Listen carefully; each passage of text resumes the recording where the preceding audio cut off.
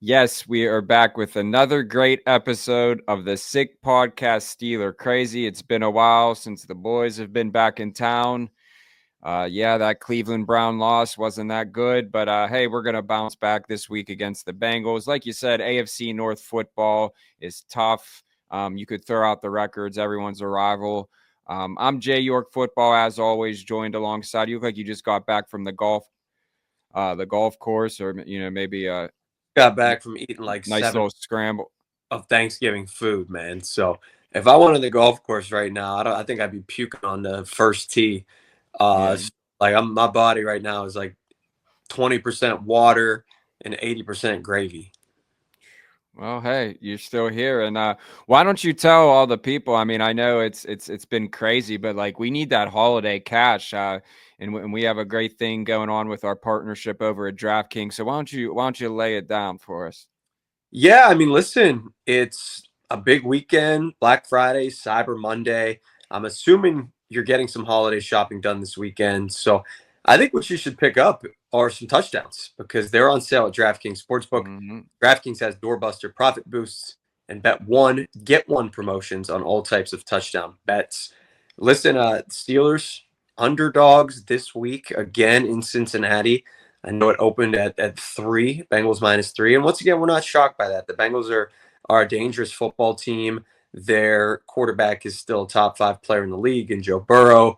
They have Jamar Chase and T. Higgins on the outside. This is going to be a really, really tough matchup. So I did want to mention that is a game to be careful of if you are a Steelers fan and better, but you still should bet on it because you got to grab some touchdowns with DraftKings Sportsbook on sale from Thanksgiving through Cyber Monday. Make sure you download the DraftKings Sportsbook app and use code SICKSPORTS to opt in. That's code SICKSPORTS only on DraftKings. The crown is yours. Gambling problem? Call 1-800-GAMBLER. In New York, call 877-8-HOPE-NY or text HOPE-NY 467-369. In Connecticut, help is available for problem gambling. Call 888-789-7777 or visit ccpg.org. Please play responsibly on behalf of Boot Hill Casino and Resort in Kansas. 21 and over. Age and eligibility varies by jurisdiction. Void in Ontario. Bonus bets expire 168 hours after issuance. For additional terms and responsible gaming resources, see dkng.co/ftball. There you have it, Sammy, Juliana. Play our theme music. Turn up your volume. Because you're about to listen to The Sick Podcast. Steelers Crazy. Harris Smith shields. Blackout. Polamalu takes it home. Super Bowl 43. Pittsburgh might be bound for that thanks to number 43. The sickest Pittsburgh Steelers podcast. Sports entertainment like no other. It's gonna be sick. I like how you put that, our theme music. I was thinking if I were like a WWE wrestler coming out of the tunnel, what I would want behind me. Bruce Springsteen. No, just like intercepted, Polamalu. Yeah. Walk out to that, and that would fire me up like no other. You know, maybe you get a little Renegade in the background, but that is like the WWE theme music if I had to have a walkout song. I could see you doing Ice. Why? I don't know. You seem like an ice baby kind of guy. I mean, I respect it. He's good, good for the culture. But yeah, I think we'll just start this off. Like, obviously, the Browns lost. You know, obviously it was snowing, so that's the first thing. So I think that played a big part into it. But both teams played in it, and inevitably the Cleveland Browns came out on top. But if I was to tell you today that the Steelers are 8-3 going in to play the Cincinnati Bengals, what would your first reaction be? I would say you would probably be happy and satisfied with that record at this point in the season. I would take it 100 out of 100 times. Their over-under in a lot of major sports books this year was 9. It even went down to 8 on some sports books. No offense to DraftKings out there, but they were wrong. These sports books were wrong yet again. It's a Steelers team that's going to eclipse that if they win 1 or 2 more games, which they're going to do. You and I went through our schedule predictions. I think I had them in 9 or 10, and you had them around 10 or 11. And I think they're going to beat those as well. So it's such a knee-jerk, live-in-the-moment type sport and vibe. You know, Pittsburgh, we always say it, we bleed black and gold. I mean, truly people are unhappy and sick to go to work if the Steelers lose a football game the night before or the day before. And you're pumped up, fired up to go to work, having extra coffee and Red Bull and dancing around your office when they get a win. So, yeah, I agree with you. It's a great call. Look at it big picture and not game by game. Thursday nights, they suck. Anything can happen. Yeah, 4 it was days. a short week. I look at the Lions, man. They almost just lost to the Bears. They should have lost to the Bears Yeah, if bad coaching. foot at the end of that game. So that was a 10-1 team against a 4-7 team, and they took them down to the wire. Thursdays are weird, and so I'm with you. Yeah, and I just think that, and we know how Yinzers are, and I know sometimes we can be some of those Yinzers. You're just kind of in the moment, the Twitter fingers get going, and we all been there before. But I just think that, like, Yinzers especially, and I know a lot of our viewers are Yinzers on here, but we have fans all over, is that the biggest thing is, like, stop trying to dissect every single little. They're like, no one's gonna play perfect football all season. Like you just said, like the Bears almost beat the Lions. I think the Lions are my Super Bowl pick for the NFC. Yeah. Let's say that. I would love a Lions Steelers Super Bowl. So let's try and manifest that. But overall, like I just nitpicking. I mean, Russ isn't turning the ball over. Running games going, it's just, finding the little kinks. I really think that this team can get hot at the right time and really make some noise. Like, the ceiling for me when we did our first podcast, when the season started, was a playoff win. For me, I mean, and this might sound far-fetched, but we just seen the Bills recently beat the Chiefs, so anything's possible. And the Bills are a good team. I'm not, trying to justify that. I know it's going to be a tough game. We have them coming up on Christmas, so that would be great. That's all you need for Christmas Steeler football. Christmas Eve we've had it, but on Christmas days, I'm like an NBA guy on Christmas. I know you are too. Always just love. People are going to have their Christmases ruined if the Steelers lose on Christmas. Yeah. True Grinch. Patrick Mahomes can be the Grinch. Last Christmas Day game I remember was either the Antonio Brown Immaculate Extension, which I was at when he held the ball over the line against the Ravens to win that game. But I know the Steelers beat the shit out of the Texans too on Christmas a handful of years ago. But they haven't played on Christmas in like 6 or 7 years. But I know what you're getting at. You think they can beat Kansas City? I mean, I just think that, like, I could see them making a deeper run, winning a couple playoff games, ultimately going to the AFC Championship game. I think that, to me, I never really was outspoken about it, but I just think the Jets organization, like, when they start, Aaron Rodgers, he's healthy, I'm like, their whole organization reminds me of, like, the Bears, like the Giants. Like, they're just, it's it goes back to, obviously the standard is the standard, and we haven't had much playoff success, but man, like, imagine what a team like the Cleveland Browns, like, they're literally ready to hang a banner off of winning a regular season game against the Pittsburgh Steelers when their season is, basically over. So it's all about, look at where these franchises are.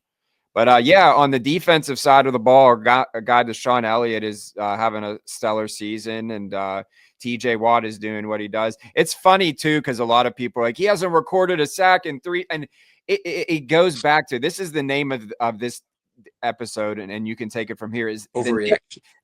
The nitpicking needs to stop. It's a game of football. There's going to be errors, there's going to be interceptions, there's going to be turnovers, there's going to be missed field goals, there's going to be blown coaching calls, there's going to be plays where you should have gone on it on 4th and 1, or maybe you should have punted it. That's the game of life. That's the game of football. So overall, I would say my satisfaction going into this next game, obviously coming off a loss, and then you can take it from here, I would say it's around like a B-. I think that there's definitely room for improvement, but I don't understand how you can play being 8-3. So there's throwing your phone. My satisfaction is an A+ because I'm over here throwing my phone. I'm so excited. At what the Steelers have done. No, I think I would put it at a B+. If you, like you said, if you told me they're 8-3, I'd be pumped. But transitioning into this game, it's a huge game because it's back-to-back AFC North contests. If you lose the game, you're probably going to fall to second place in the division. Yeah, we did talk about expectations, and I'm with you. It shouldn't be to just win a playoff game anymore. You're an 8-3 team. You're the best team in the AFC North so far. You've beaten some really good teams. The Ravens, Look at the Chargers right now. The Broncos are in the playoffs. The Commanders are still in the playoffs. Like it's not like they've beaten up on Yeah. scrubs. Like a lot of people said they did a handful of years ago when they started 11-0, the COVID season. So this is a team that does have a chance to make some noise in the playoffs, but you have to win on Sunday and build a little bit of momentum heading into another Browns game where I think you could easily get 2 wins back on the board and be at 8-3. You mentioned the run game. I'm really impressed by how Jaylen Warren looks. Again, he didn't look like he was healthy the first Yeah, he handful of definitely weeks throughout wasn't. the season. Najee hasn't been as good recently, but I feel like Jalen has picked up the slack, and that's going to be key for the Steelers. Now, if they can just use Justin Fields properly, Arthur Smith definitely had his worst game, I think, against Cleveland. And that pales into comparison what Mike Tomlin did because he was all over the freaking place. Yeah. And I think coaching ultimately lost him that game.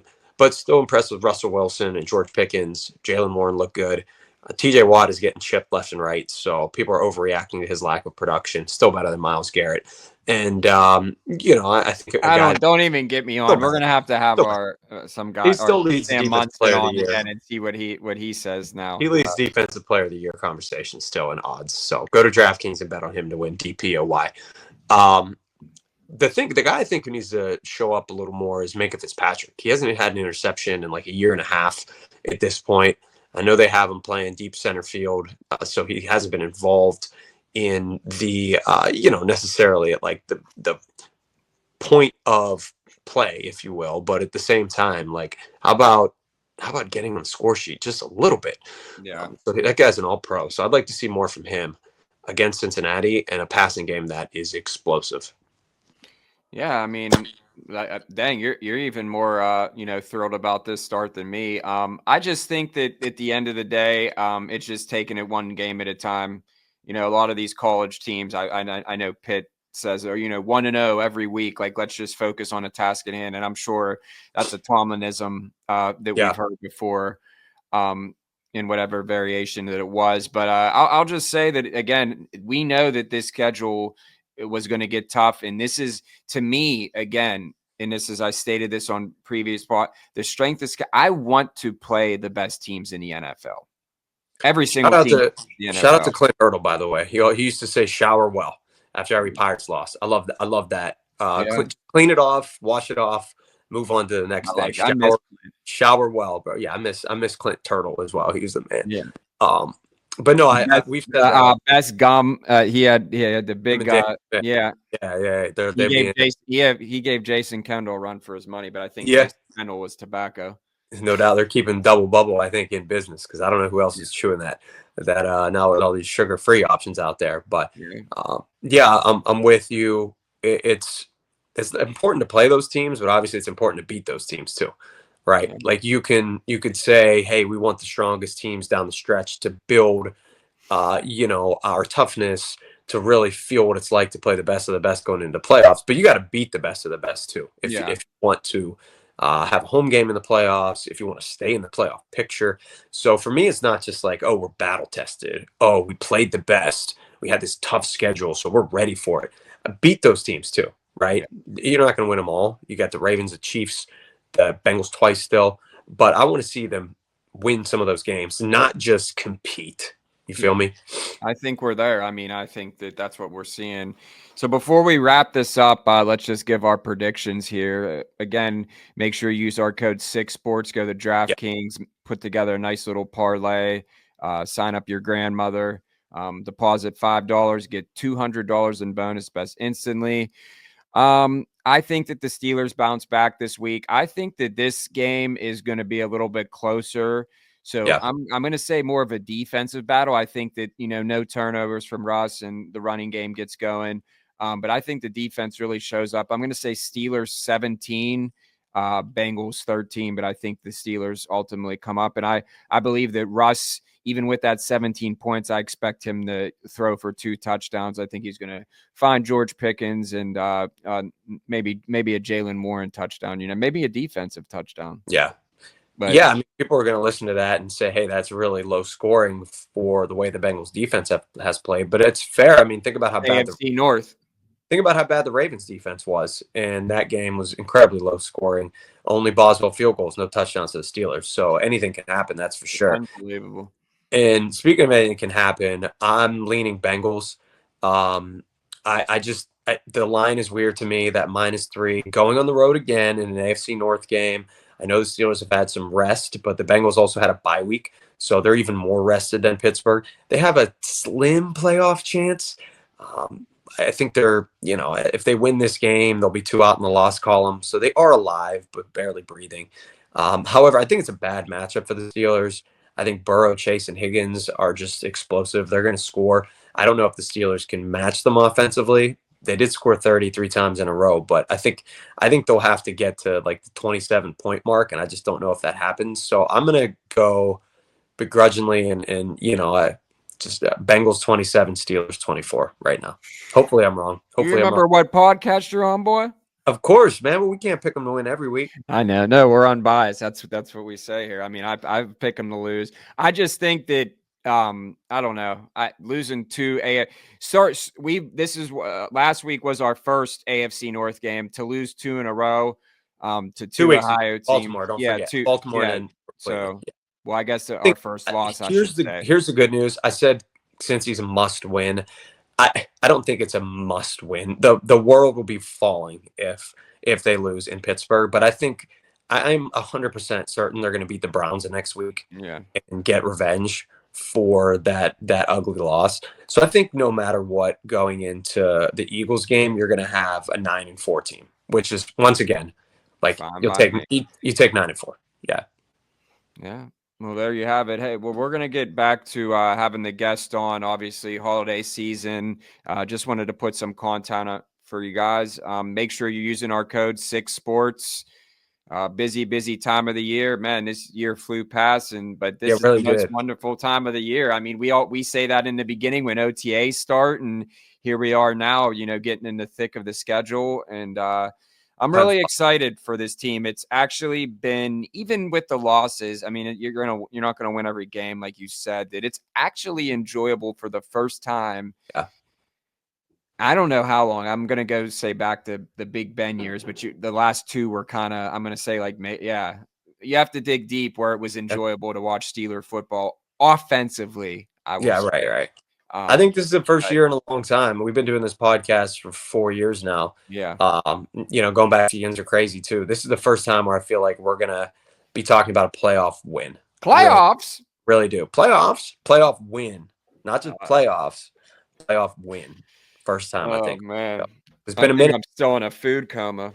Yeah, me too. All right. Well, it's a good thing that there isn't smell-o-vision. Yeah. Just audio.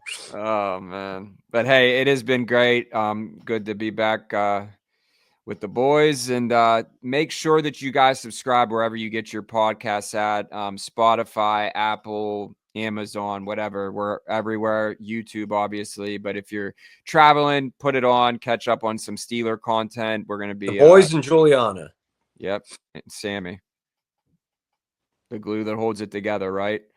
So the Sick Podcast, Steeler Crazy, another great episode. We'll see you guys next week. Go Steelers. And that's a wrap. Hope you don't miss us too much until next time. Follow the Sick Podcast Steelers Crazy on YouTube, Instagram, Facebook, Google Play, and Apple Podcasts.